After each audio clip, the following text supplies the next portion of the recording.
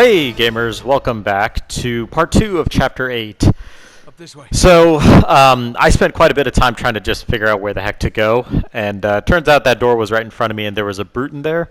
I just decided to skip all of that, and yeah, just make it easier, because I also tried to get the trophy for beating the brute without taking any damage, and I ended up restarting the checkpoint a whole bunch of times, and needless to say, I think it was just really sloppy gameplay on my part that wouldn't really be worth watching, so I went ahead and skipped past that.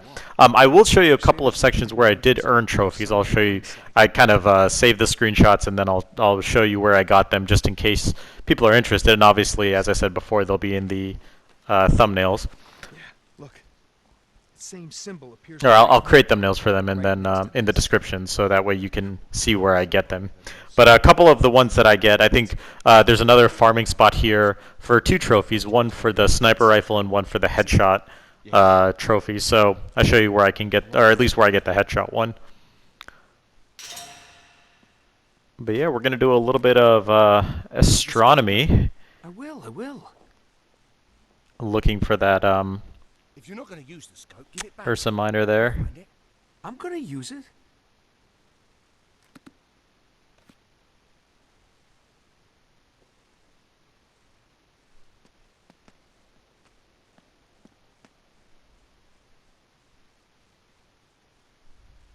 So, we've got to find the North Star.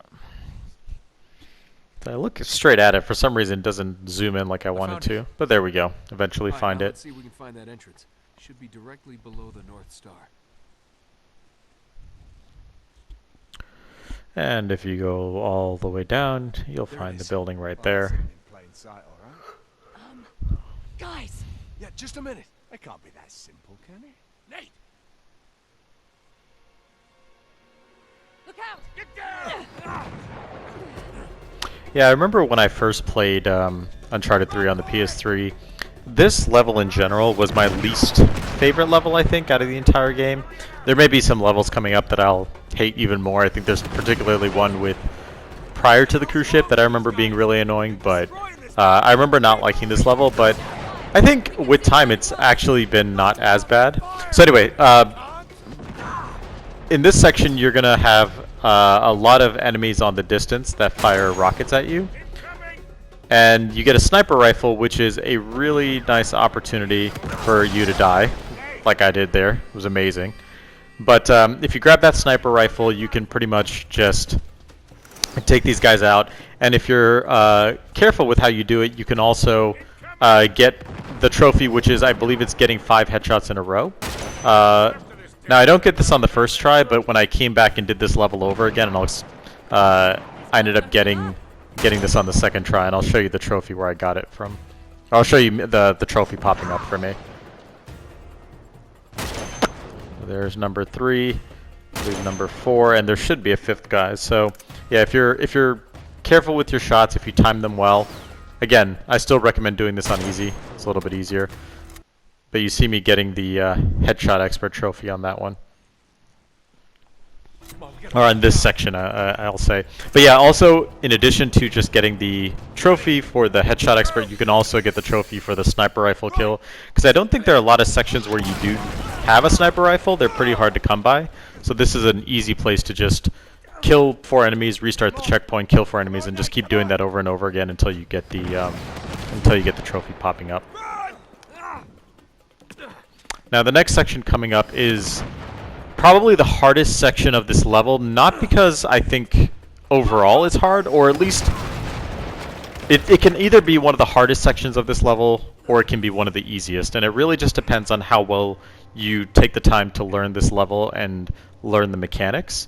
Or when I said the mechanics, meaning learn the layout and learn the enemy movement, this is basically one of the sections where you can get through it entirely with stealth and not have to engage in gunfire. You can pretty much take out all the enemies using stealth. So I would really recommend you make a save file here in this section and try and go through this with stealth. And I'll show you the route that I took and how this took a lot of trial and error for me before I finally got it, and ended up spending almost like 30 minutes just to get it. Maybe not that much, but it's really worth it because if you don't go through stealth and if you engage in the enemies, there's a couple of heavies that you have to fight. I ended up killing enough enemies to get the brawler one, the Bare-knuckle Slugger, actually, I think, where you kill 50 enemies with combat, which also shows that if you do stealth sections, you can that also counts for melee combat. So if you want to do this section over and over and over again, you can probably do that. Although, you know, just like I showed you, you'll probably get it just through your normal run through the combat. But I died a lot on this section. I ended up meleeing a lot of guys, so that's probably how the trophy popped for me. But yeah, if you don't go through this section with stealth and you end up engaging in combat, there are a couple of heavy enemies and I think some guys with long-range weapons, so you can make it. It can be really tough, and you're already on crushing difficulty, so you know obviously you don't want to make it any harder for yourself. Now this one section was the hardest, and this was the closest I got to being spotted. I went ahead, as soon as he turned the light around, I went ahead to try and get into stealth, and I tried to wait for him to come closer to me. Again, it's another one of those situations where it was just really finicky with how the stealth worked. I should have gone around his gone to the right side and just meleeed him, but for some reason I ended up just engaging him in combat. But it's okay because it doesn't trigger the any alarm or any other guards, so it still works out in the end. Now, once you get through him, you're going to want to go straight ahead, and there's a guard right below you. And you wait for him to stop, and then if you get out of cover, you can do an aerial attack on him. Yep. And then go straight ahead, and you're going to go into this section and go into cover right here. Now, there's that guard who's walking all the way over there. You want to wait till he walks all the way back.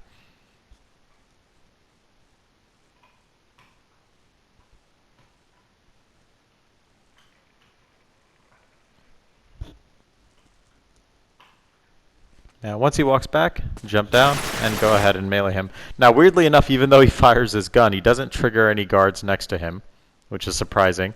Now, what I did was I waited for that guard to show his face, and then once he turns around and heads back into the tunnels, you're going to go and follow him. Search the area. They're in here somewhere. Then follow him, and then you're going to melee him as he tries to alert people, but it doesn't really matter. And then the last guard that you need to fight is up top. I stupidly think I could jump up here, but it turns out I can't. So instead I just go down the normal route or even struggle at that one.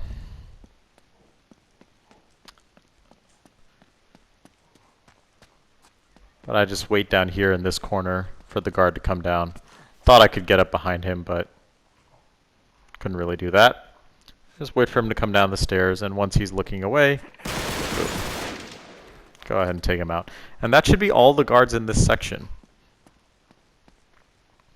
And then you see Cutter coming over. You don't have to wait for him. You can just go towards the next section, but for some reason I just take my time. I thought to myself there might have been another guard or maybe one that I missed, but yeah, if you are able to go through this section the way I did it, the 2, 3, 4, I think the 7 guards that you take out are all the ones you have to take out. You won't have to deal with any heavies or any extra guards, so it is really worth it.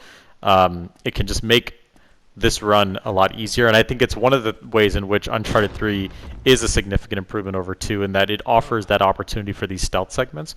So it adds more variety to the game, in my opinion. Yeah, and I think in many ways it just helps it stand out as more than just more of Uncharted 2. It feels like a noticeable improvement. Hey, hold on. The statues, you see? One hand up, one hand down. Yeah. Look, above, below. It's the same theme again and again. So, just another breadcrumb on the trail? Oh, it certainly looks that way. Let me see the scope again. Yeah, sure. Thanks. You're going to look for that symbol right there, but honestly all you need to do is look right to your left. There's that little plate that you can step on. There's that symbol again. If it lets me step on it, there you go. Maybe it's not in the sky. And this then when time. you hit But L2, down look to your below somewhere. left, It's gotta be and something then down in the look castle down, itself, then. Wait, and there's the symbol, Yeah, there. and then look above. below, so above. Yeah. All right. So now move the scope upward. What do you see? Yeah, those pillars. That's gotta be it. All right, let's get over there and check it out. Yeah, we'll meet up with Sully and Chloe on the way. They're over there! Shit! They've spotted us! Come on, Charlie, we can't stay pinned down here. We gotta move. Yeah, so I ended up dying a lot on this section. But basically what you want to do is take advantage of the fact that Sully has... it takes out several of the enemies using his rocket launcher. So you don't have to worry about all of the enemies. It also turns out, you know... I really like the Gmaul weapon because I use it a lot. And what you notice is I get my trophy for getting 30 kills with the Gmaul. So there you go. But then you can take out those enemies, and then what you want to do is immediately look to your left. I hopped down, but you want to look to your left because there's going to be enemies coming from that direction. You want to make sure you take those enemies out. I don't think Sully will take them out for you, so be very careful about that. They nearly kill me. Incoming!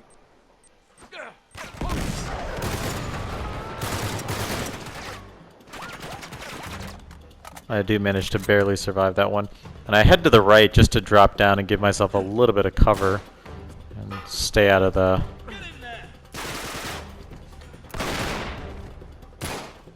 Also just, hello, goodbye.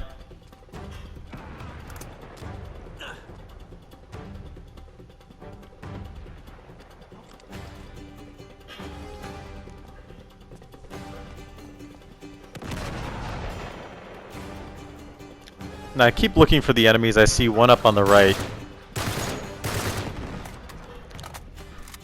But I get really lucky I don't die here because there are a couple enemies that pop up behind me. But they take a good amount of damage from me. And nearly kill me too. Kind of just throw a panic grenade. But Sully also helps out. So don't worry about the sniper. Sully will take care of that by just bombing them to hell. Boom.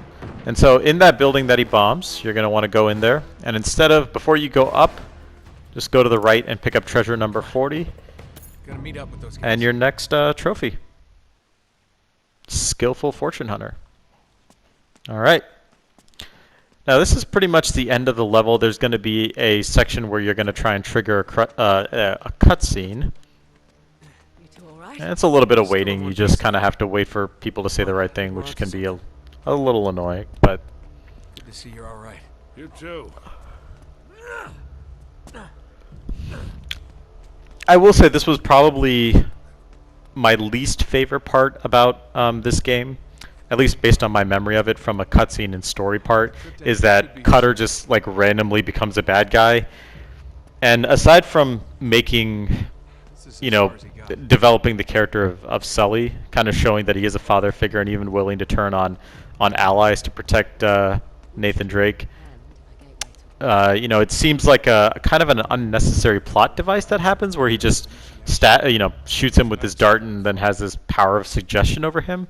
I think that's kind of a little weird element. It's like I don't know if that's supernatural or where that's coming from, but yeah, that was the one part, and also just how it turned Cutter into this. You know, oh, can we trust him? Can we not trust him? Now him and Sully are enemies or don't really trust each other. It felt really unnecessary. It didn't really add to the story in my mind in a meaningful way. And ultimately, it didn't really do much because Cutter ends up, being a good guy again. Like he makes the sacrifice. So, anyway, I'll let this scene play out. But once again, guys, thanks for watching. Like and subscribe. And send me your feedback. I would really appreciate all of that. But I will see you later, you beautiful people. Good. Now the journal.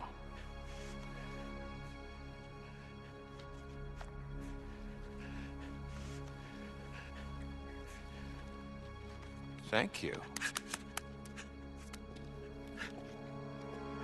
Don't trust Drake. How's Charlie? Who knows?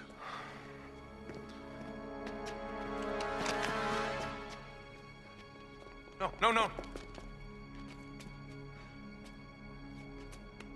Shit.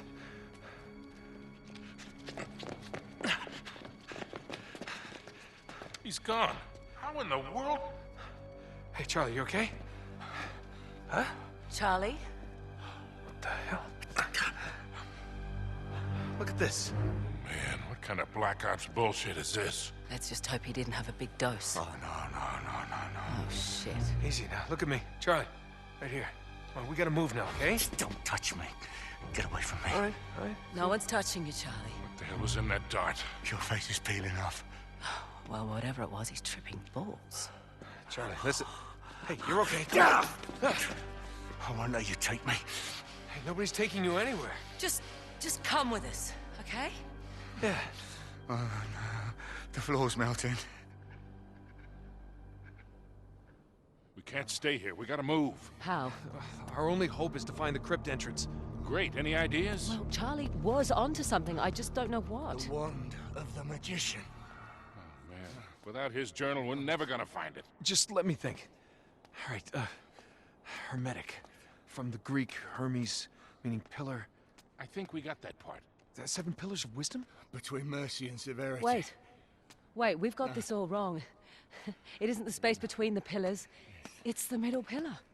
Balance. What? It was in Charlie's book. The pillar of balance between the two extremes. Between black and white, water and fire, female and male. The middle way. The middle way.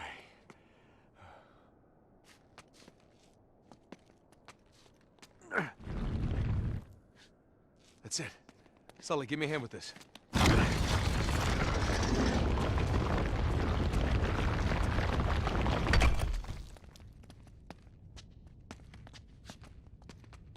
right, come on. No, it's okay, Charlie. Come on, mate.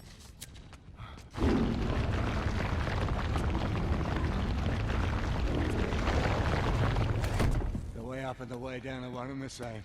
Uh-huh. Here you go. This way.